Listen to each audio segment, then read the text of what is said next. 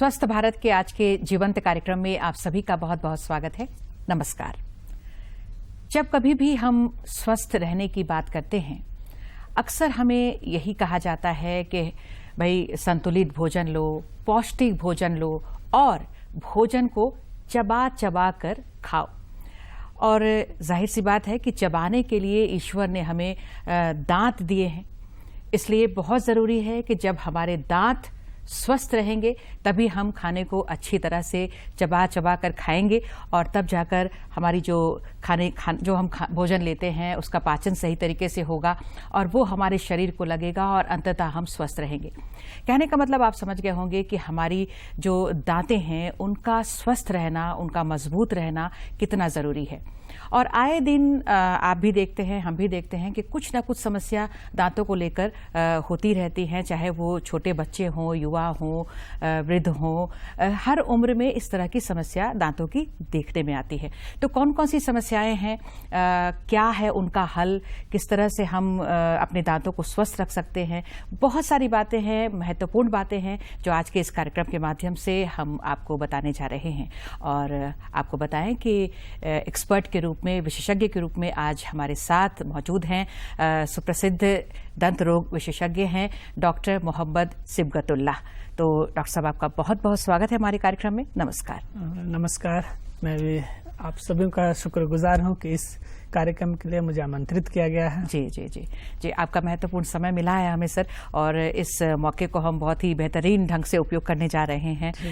आप एक चिकित्सक होने के नाते, दंत चिकित्सक होने के नाते हर दिन नए नए मरीज तो देखते ही रहते हैं। आए दिन मरीज किस तरह की समस्याएं लेकर आते हैं, मतलब कॉमन प्रॉब्लम जो है वो कौन कौन सी होती है? सबसे पहले मरीज तो पहुंचते हैं तो दांतों के डॉक्टर को नेग्लेक्ट करते हैं, क्योंकि समस्या जब तक उनको नहीं पहुंचेगी तब तक होगा नहीं, तब तक वो पहुंचेंगे नहीं।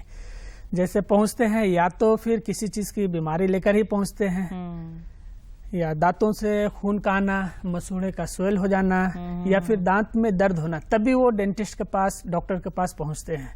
अगर रेगुलर इंटरवल के विजिट रहे तो दांतों की समस्या से बचा जा सकता है। अच्छा। तो आज हमारे यहाँ जो है दांतों को लेकर के, जैसे आप एक कहावत सुन ले, हम आज चेहरे को बहुत निहारते हैं आईने में, जिस तरह चेहरे को संवारते हैं, सजाते हैं, उसी तरह आज इस युग में दांतों को देखने की जरूरत है। मुंह के अंदर क्या चेंजेस आ रहे हैं, आईने में खुद को निहारने की जरूरत है। अगर आप ये चीज करेंगे, आपको चेंजेस दिखेंगे, आप डॉक्टर के पास पहुंचेंगे। अगर आप डॉक्टर के पास समय रहते हुए पहुंच गए तो डॉक्टर बहुत सी चीजें हैं जो आपको बताएंगे और उससे निजात पा सकते हैं। लेकिन आज हमारे यहाँ लोग पहुंचते हैं, जब तक उनको कोई बीमारी ना हो, जब तक कोई तकलीफ ना हो, तो डॉक्टर के पास नहीं पहुंचते हैं। जैसे कि पहुंचे तो दांतों में सूजन है, तो दांतों में दर्द हो रही है, या फिर मसूड़े से ब्लड आ रहा है। जी जी। तो इसके यही सब कारणों की वजह से दांत पहुंचते हैं। मतलब कुछ ना कुछ समस्या जब होती है तभी लोग डॉक्टर के पास पहुंचते हैं अपने दांतों को दिखाने के लिए। आज हमारे यहाँ जो देखा जाता है, लगभग 99.99% बोले तो जब तक प्रॉब्लम नहीं होंगे तब तक पहुंचे नहीं।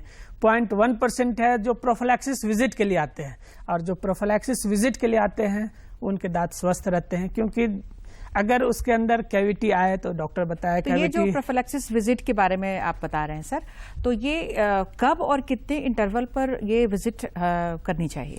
प्रोफिलैक्सिस विजिट है क्या, सबसे पहले तो ये जानना जरूरी है। बिल्कुल बताएं। अगर हमें या आपको किसी चीज की तकलीफ ना हो, जैसे अगर मुझे फीवर नहीं आया तो मैंने डॉक्टर को नहीं दिखाया, इसी तरह दांतों में है, अगर आपको समस्या हो या ना हो दांतों से रिलेटेड, आपको डॉक्टर से विथिन 6 मंथ या 1 ईयर, दोनों में से जो आपको कन्वीनियंट हो। अगर आपको प्रॉब्लम हो रहा है तो विथिन 6 मंथ में आप इंटरवल में मिल सकते हैं। अगर प्रॉब्लम नहीं है तो विथिन 1 ईयर, मतलब साल में एक बार तो कम से कम अवश्य दिखाना है, एक रेगुलर चेकअप, जैसे हम बाकी अंग का करते हैं, शरीर का करते हैं, उसी तरह से दांतों की अच्छे स्वास्थ्य के लिए भी एक विजिट कम से कम साल में एक बार, और ज्यादा कुछ समस्या है तो 2 बार।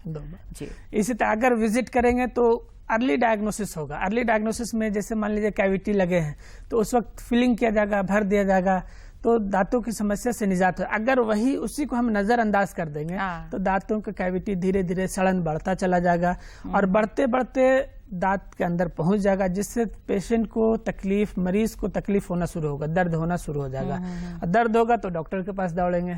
तो उस वक्त दो ही उपाय होते हैं, या तो दांत को बचाना है या दांत को निकालना है। अगर पेशेंट कैपेबल है तो उसको बचाया जा सकता है, दांत का कंडीशन ठीक है, दांत हिल नहीं रहा है, दांत मजबूत है और कैविटी बहुत एक्सटेंसिव नहीं है, तो उस दांत को आरसीटी के माध्यम से, root canal therapy, root canal treatment, इस माध्यम से दांत को बचाया जा सकता है। क्योंकि अगर नेचुरल चीज जितने मुंह में है या बॉडी के अंदर है, जितना चाहे उसको सेव करे, आर्टिफिशियल होता है।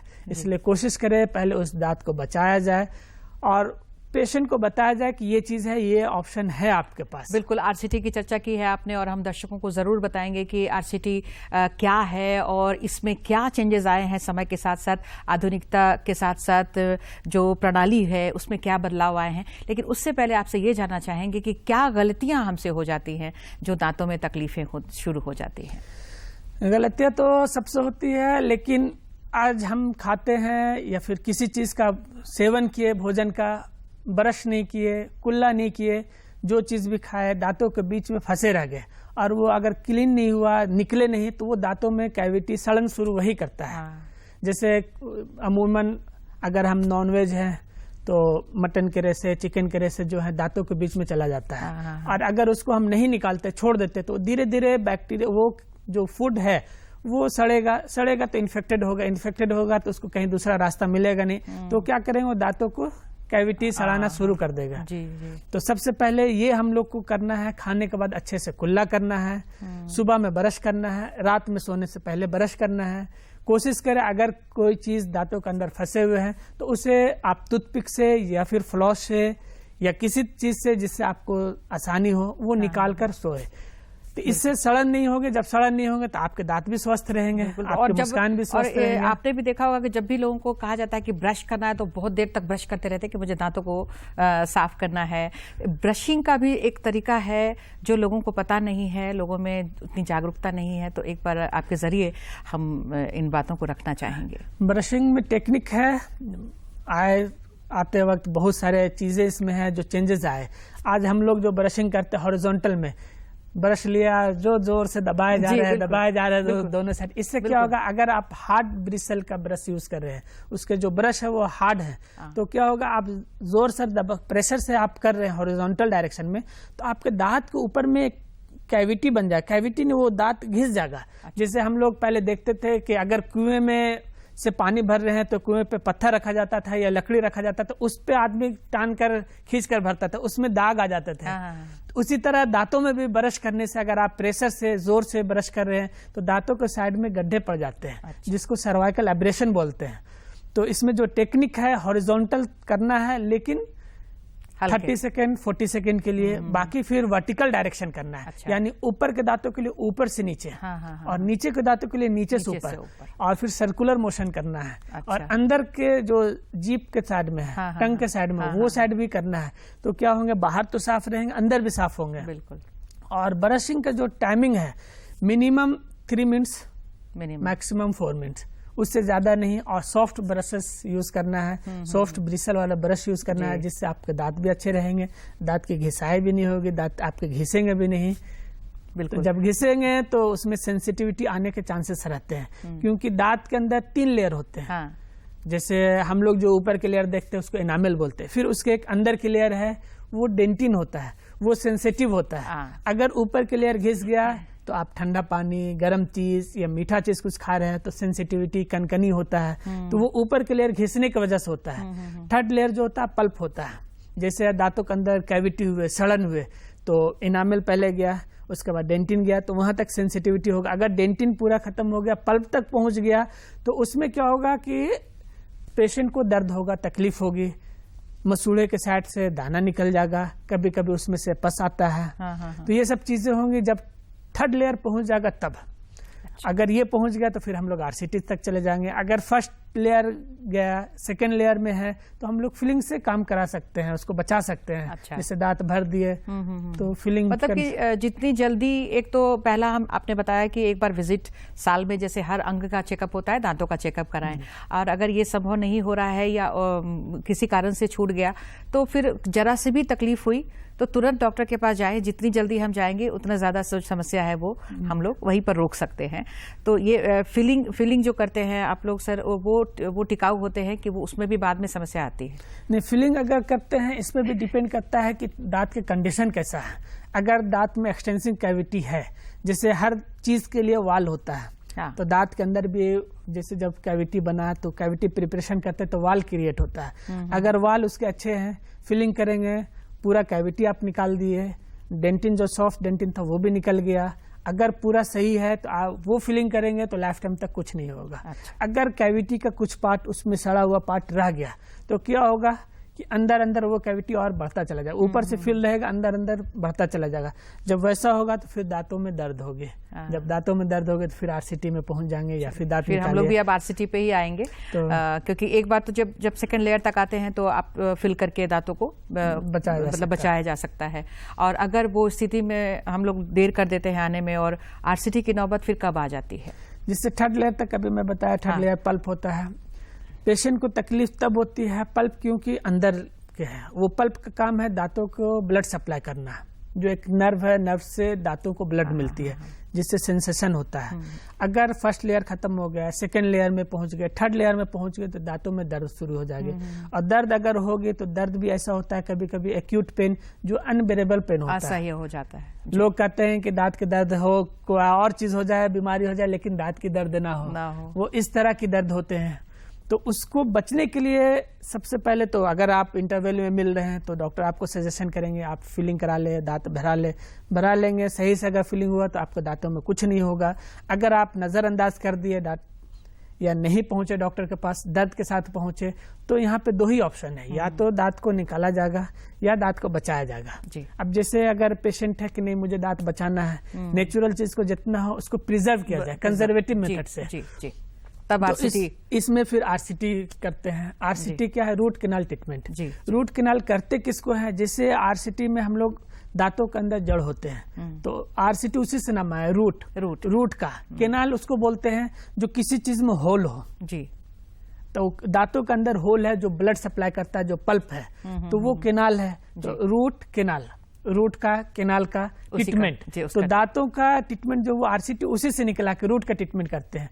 तो उसमें जैसे हम लोग करते हैं, पहले जो होता था मल्टीपल सिटिंग रूट कैनाल में लिया जाता था कि आप आइए, आज हम आपका एक्सेस करेंगे, क्लीन करेंगे, फिर 2 दिन बाद आइए, फिर क्लीनिंग करेंगे, ड्रेसिंग देंगे, बीएमपी करेंगे, बायोमैकेनिकल प्रिपरेशन होता है। तो ये 4-5 सिटिंग होते थे। आज एडवांस टेक्नोलॉजी है, सिंगल सिटिंग में भी आरसीटी किया जा रहा है। सिंगल सिटिंग में फर्स्ट विजिट में ही आप आरसीटी कराएं। अगर इसमें भी कंडीशन है, अगर इन्फेक्शन एक्सटेंसिव है, बहुत ज्यादा है, तो सिंगल सिटिंग को अवॉइड किया जाएगा। जब तक इन्फेक्शन को दूर नहीं करेंगे, जब तक इन्फेक्शन निकलेगा नहीं। अगर आप फिलिंग कर देंगे, रूट को फिल कर देंगे, कंप्लीट कर देंगे, तो उसमें तकलीफ हो सकता है कि मरीज को तकलीफ हो। तो उस पीरियड में मल्टीपल सिटिंग फिर लिया जाता है, 3-4 सिटिंग, जब तक दर्द खत्म ना हो, इन्फेक्शन खत्म ना हो, तब तक उसको कंप्लीट नहीं करते। हाँ, जहाँ इन्फेक्शन कम है, जिसको आसानी से किया जा सकता है, तो वहाँ पे सिंगल सिटिंग रूट मतलब पहले जो मल्टीपल सिटिंग्स होते थे, तो अब ऐसी प्रणाली आ गई है दांतों के आरसीटी के लिए कि आप सिंगल सिटिंग में ही लोग इससे निजात पा सकते हैं। पहले थे जो सिंगल सिटिंग में, मतलब जो मल्टीपल सिटिंग होते थे वो हैंड फ्लो फाइल होते थे, हैंड से करते थे। मैकेनिकल प्रिपरेशन जो कैनाल का जो इलाजमेंट होता था वो हैंड से होता था। आज ऐसे टेक्नोलॉजी आ गया, हैंड की तो है ही है, लेकिन उसके साथ इंस्ट्रूमेंट आ गए हैं। मोटर आ गए, इंडो मोटर जिसको बोलते हैं। आप सिंगल सिटिंग में परफेक्ट, पहले मल्टीपल उसमें जीपी जाता था, गत्ता पर्चा, जिससे को रूट को फिल करते हैं। अभी सिंगल कोन जीपी आ गया कि आप सिंगल प्रिपरेशन किए, सिंगल एग डालिए, टाइम रिड्यूस, टाइम का बचत। जी बिल्कुल। तो ये बहुत खर्चीला होता है क्या सर? खर्चीला बहुत नहीं होता है, डिपेंड करता है कि आप किस मेथड से कर रहे हैं और क्या मटेरियल यूज कर रहे हैं। क्योंकि जैसे आप आज हम लोग जानते हैं कि अगर किसी चीज को ले रहे हैं तो हर चीज की कंपनी का रेट अलग होता है। अगर हम लोग कपड़ा लेने गए, रेमंड के लेने गए तो उसका कुछ और रेट है, अगर लोकल कपड़ा ले तो उसका कुछ और रेट है। इसी तरह ट्रीटमेंट में भी है। अगर हम लोग लोकल यूज कर रहे हैं तो ट्रीटमेंट में चार्जेस कम आएंगे, 2000-2500 रुपया। अगर वही एडवांस चीज यूज कर रहे हैं, एडवांस चीज ले रहे हैं, लेटेस्ट चीज ले रहे हैं, बेहतर चीज ले रहे हैं, तो ट्रीटमेंट। तो आरसीटी के बाद मतलब दांत देखने में वैसे ही रहता है जैसे पहले था, या फिर उसमें कुछ काट छाट करके फिर जैसे क्या होता है आफ्टर आरसीटी, क्या प्रोसेस होती है? आरसीटी हम लोग जब करते हैं तो क्या होता है कि दांतों को जो ब्लड सप्लाई मिल रहा था, नर्व कनेक्शन कट जाता है, जो ब्लड सप्लाई था वो नहीं मिल रहा है। अब जब ब्लड सप्लाई नहीं मिला दांतों को तो वो क्या होगा कि वो ब्रिटल हो जाएगा, मजबूती जो नेचुरल में था वो मजबूती इसमें नहीं है।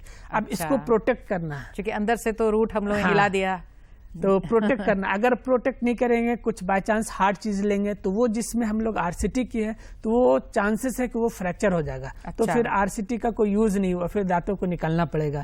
तो आरसीटी करने के बाद सेकेंड सिटिंग ये है कि दांतों को प्रिपेयर किया जाता है, 4 साइड से और एक ऊपर से दांत को कटिंग करके छोटा किया जाता है। तो उसमें कैप डाल देंगे तो क्या होगा कि वो बाहर से स्ट्रेंथ में मिल गया, और एज ए नेचुरल जो था आपका दांत, जैसे आपके दांत निकाले नहीं गए तो एज ए नेचुरल।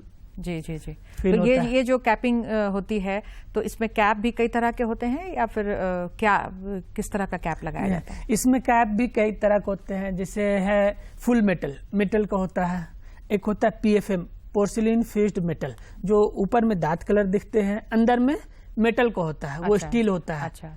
और एक होता है फुल सेरामिक, जिसको जिरकोनिया बोलते हैं, ये थोड़ा कॉस्टली होता है। और पहले या अब भी बहुत लोग बोलते हैं चांदी के दांत लगाए हैं, सोना के दांत लगाए हैं। एक्चुअली वो चांदी और सोना होता नहीं है, कलर होता है, वो कलर होता है चांदी का कलर में या सोने के कलर में, वो जनरली वो निकेल का होता है, निकेल टाइटेनियम का होता है वो। तो अगर हम लोग मेटल का लगा रहे हैं, जो चांदी बोल रहे हैं या सोना बोल रहे हैं, ये सबसे कम में वही खर्च में होता है। लेकिन वो दांत के कलर में नहीं होंगे। अगर हम लोग इसमें जा रहे हैं पीएफएम में, पोर्सिलिन फ्यूज्ड मेटल, अंदर से मेटल होगा, बाहर से दांत कलर मटेरियल होगा, सेरामिक होगा, तो मेटल से कुछ ज्यादा इसमें खर्च आते हैं। और अगर फुल सेरामिक में हम लोग जा रहे हैं तो उसमें फिर डिपेंड करता है कि आप फिर किस कंपनी से बनाए हैं, बिल्कुल किस लैब से लिए हैं। इसमें अपनी अपनी पसंद आप चॉइस लेते हैं, लेकिन इसमें भी कुछ डिमेरिट है।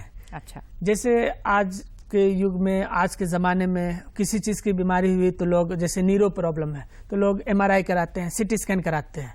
अगर आप मेटल का चीज लगाए हैं तो सिटी स्कैन कराने में, एक्सरे कराने में कोई इशू नहीं है, कोई परेशानी नहीं। लेकिन एमआरआई जो होता है मैग्नेट होता है, वो मैग्नेट से अपनी तरफ खींचता है। जो उसका डायग्नोसिस, जो एमआरआई मशीन है, इसका मैग्नेट से ही एमआरआई इसीलिए नाम है, मैग्नेटिक रिसोर्स इमेजिंग। तो मैग्नेट होता है, अगर हम मेटल का चीज बॉडी के अंदर रखते हैं तो वो मैग्नेट अपने तरफ खींचने की कोशिश करेगा। तो जिससे डायग्नोसिस में चेंजेस आ सकता है। तो ये लगाने वक्त पेशेंट को एडवाइस करते हैं कि ये चीजें हैं। अगर बाय चांस इन फ्यूचर, ऊपर वाला से प्रार्थना करते हैं कि लोग डॉक्टर से दूर रहें, स्वस्थ रहें, लेकिन अगर बाय चांस उनको जरूरत पड़ी एमआरआई की, तो पेशेंट को इन्फॉर्म कर देते हैं कि अगर आपको जरूरत पड़ी तो आप डॉक्टर को जहां जा रहे हैं वहां इन्फॉर्म कीजिए कि मेरा मेटल का ये लगा हुआ है। अगर वो बोलेंगे कि निकालना है तो आप उसको निकाल करके एमआरआई फिर बाद में उसको लगाया जा सकता है, रिकैपिंग कर सकते हैं, रिकैपिंग कर सकते हैं, वही सेम कैप लगा सकते हैं। बिल्कुल, बहुत अच्छी बात आपने बताई है। और कैप लगाने के बाद फिर जो नॉर्मल हम दांतों की देखभाल करते हैं, ब्रशिंग वगैरह सब वैसे नॉर्मल होगा, उसमें पता ही फील नहीं होगा कि आपने दांतों का आरसीटी कराया है, कुछ कराया है, कुछ भी पता नहीं चलेगा। और अपने आप में भी समस्या भी खत्म हो जाती है। तो ये आरसीटी जो है, और ये बहुत अच्छी बात है कि एडवांस रूप में हमारे सामने आ गई है, और भी बेहतर तरीके से कम समय में इसका बेहतरीन इलाज जो है वो हमें मिल चुका है। तो आरसीटी में कोई समस्या नहीं है और बहुत ही आसान उपाय है। इसमें डिपेंड करता है कि आप जो डेंटल डॉक्टर के पास गए उसके पास कैपेबिलिटी कैसा है। हाँ, आज इसमें ऐसे मशीनरी आ गए हैं, कुछ क्लिनिक्स में बहुत से मशीनरीज नहीं है। जैसे पहले एक्सरे के लिए बहुत बड़ी मशीनें होती थी, उसको पानी में ले जाकर डेवलप करना था। आज डिजिटल का जमाना आ गया, मतलब डिजिटल में है कि पानी बस विद इन सेकेंड में आपको एक्सरे मिल जाएंगे। और इसी तरह आरसीटी करने में कहाँ तक डालना है, जो जीपी हम लोग रूट क्लीन किए, रूट के अपेस तक डालना है। अगर वो हम लोग जो अंदर फिल कर रहे हैं अगर शॉर्ट है तो इन फ्यूचर उनको प्रॉब्लम होगा। अगर एक्सेस भी है, रूट से बाहर निकल गया तो भी प्रॉब्लम होगा। तो वो एक्सपीरियंस डॉक्टर ही इसको कर सकते हैं। अगर आप नॉर्मल के पास गए, एक्सपीरियंस डॉक्टर के पास जाना है, और जहां पर सारी आधुनिक जो सुविधाएं हैं, जो मशीनरीज हैं, उनके पास हम जाएं तो बेहतरीन इलाज हमें मिलेगा। ये हम लोगों को बता चुके हैं। और भी अगर दूसरे तकलीफों पर जाएं तो बहुत सारे जो उबड़ खाबड़ जो दांत होते हैं, शिकायत होती है बचपन से ही, जब बच्चों के दांत निकलते हैं तो एक के ऊपर एक चढ़े हुए या फिर टेढ़े मेढ़े दांत होते हैं, तो काफी परेशानी होती है, देखने में भी अच्छा नहीं लगता है।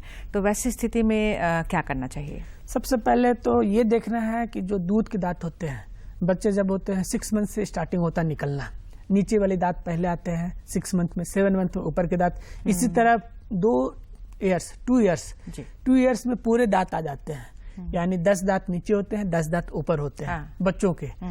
और इनके जो टूटने के टाइम है 6 ईयर्स से या किसी को 7 ईयर्स से है। जैसे लास्ट के दांत जो होते हैं, चबाने वाले दांत जिसको हम लोग चौवा के दांत बोलते हैं, वो जनरली दूध के दांत में आते नहीं है, वो आते छोटे होते हैं, उसको प्री मोलर में कन्वर्ट हो जाता है वो। अच्छा। जो नेचुरल जो परमानेंट दांत होता है जो दोबारा नहीं निकलता, वो चौवे के दांत से शुरू होता है। 6 साल में वो निकलते हैं, नीचे के दांत से ही शुरू होता है। और जिस वक्त है अगर दांतों में क्राउडिंग आ रहा है तो आप डॉक्टर को उसी वक्त मिले कि मेरे बच्चों के दांतों में ये समस्या है, तो इससे बचा जा सकता है। जैसे कि प्रोफिलैक्सिस एक्सट्रैक्शन बोलते हैं। अच्छा। बाद में क्लिपिंग ट्रीटमेंट ना कराना पड़े, तो उसके लिए अगर दांतों की समस्या है, उबड़ खाबड़ है, अगर उस वक्त आप मिलते हैं तो उसमें करना क्या होगा कि दांत डॉक्टर को दिखाना होगा। डॉक्टर देखकर बोलेंगे कि हाँ अगर है उसमें वाकई जरूरत पड़ रही है तो सीरियल एक्सट्रैक्शन बोलते हैं। एक दांत अगर जहाँ पे है तो उस दांत को निकालेंगे तो वो ऑटोमेटिक आ जाएगा। कभी कभी क्या होता है कि दांत के रहते हुए दूध के दांत टूटे नहीं और परमानेंट दांत आ जाते हैं, इसके वजह से भी दांत आगे पीछे हो जाते हैं। अगर ऐसा है तो दूध के दांत डॉक्टर निकाल देंगे। इसलिए तो मैं पहले भी बोला हूँ, समस्या हो या ना हो, प्रोफिलैक्सिस विजिट करना ही कंपलसरी है। अगर आप करेंगे तो आपके दांत भी अच्छे रहेंगे, आपके दांत भी स्वस्थ रहेंगे। तो इसमें भी समय पर जाने से ये जो टेढ़े मेढ़े दांत हो जाते हैं, ये मतलब बिल्कुल सुधारा जा सकता है। सुधारा जा सकता है। अगर सीरियल एक्सट्रैक्शन से दांत सीधे नहीं हुए तो फिर इसमें क्लिप ट्रीटमेंट होता है। अच्छा।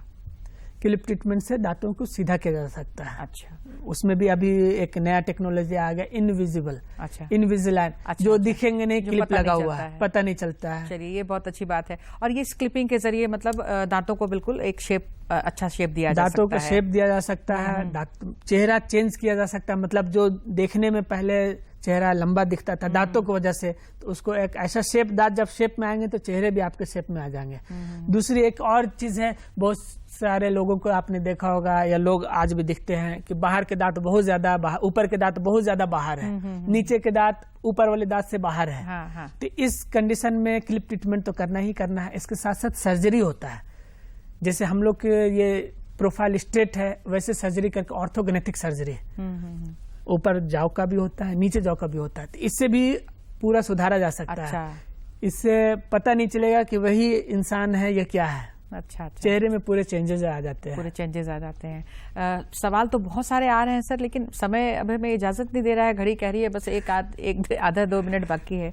अगर इम्प्लांट की जरूरत हो चलते चलते, बस बहुत ही कम शब्द में बता दें, इम्प्लांट में कितनी सफलता हासिल होती है?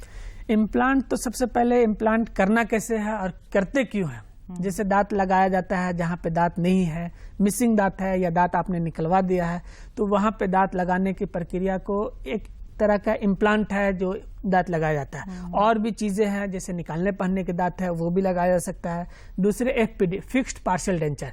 फिक्स्ड पार्शियल डेंचर क्या है कि अगल बगल दांतों को सपोर्ट लेकर किया जाता है। इसमें क्या होगा कि आगे वाले दांत को काटकर छोटा किया जाएगा, पीछे वाले दांत को काटकर छोटा किया जाएगा, यानी नेचुरल चीज को डैमेज करना। वो दोनों के सपोर्ट से उस दांत को लगाना है। जैसे हम लोग बिल्डिंग बनाते हैं, पिलर देते हैं, पिलर के सपोर्ट से ही ऊपर ढलाई करते हैं छत। तो वैसे ही FPD जो होता है वही से ही होता है कि आगे पीछे दांतों को सपोर्ट लेकर उसको लगाना है। लेकिन अगर आपके किसी एक दांत में जिससे सपोर्ट लिए है, अगर वो डैमेज हुआ तो ये मेरा ब्रिज, ये दांत लगाना भी वेस्ट हो जाएगा।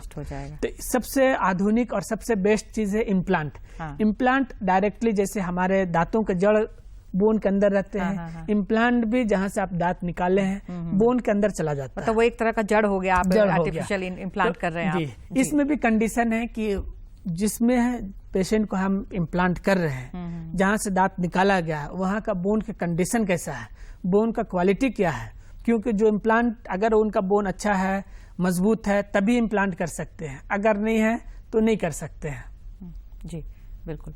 ये इम्प्लांट के जरिए मतलब बहुत हद तक दांत नए लगाए जा सकते हैं। तो बहुत सारी जो सुविधाएं हैं वो आ चुकी हैं, लेकिन सबसे बड़ी बात है कि दांतों को हमें स्वस्थ रखना है और अच्छी तरह से ब्रशिंग करनी है और विजिट करना है, तो दांत हमारे सुरक्षित रहेंगे। तो डॉक्टर साहब, आपने अपना बहुमूल्य समय दिया है, बहुत अच्छी जानकारियां आपके माध्यम से मिली हैं। आपका बहुत बहुत धन्यवाद। नमस्कार। नमस्कार। और आप सभी दर्शकों को भी बहुत बहुत धन्यवाद। नमस्कार।